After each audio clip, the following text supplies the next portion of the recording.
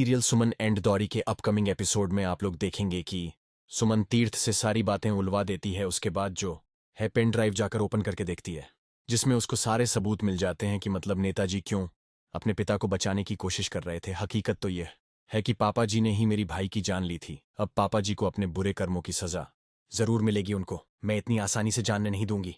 दूसरी तरफ देविका जो है वह जाकर तीर्थ को होश में लेकर आती है और कहती है कि तुम अपनी पत्नी को सब कुछ बता चुके हो, अब सजा तो चलो मुझे होगी।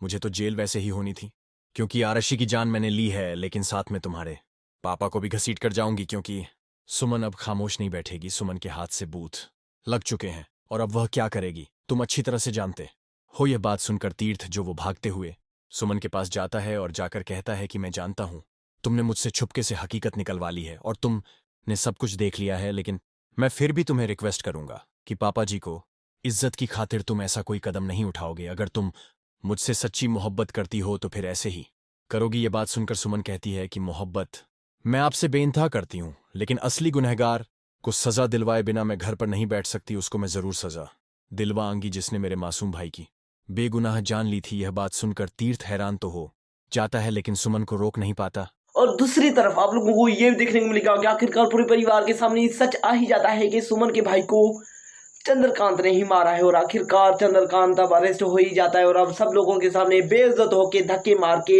पूरा परिवार भेज देते हैं जेल में चंद्रकांत को। तो फेजी इत्यादि की हमारे चैनल को लाजमी सब्सक्राइब करें। धन्यवाद।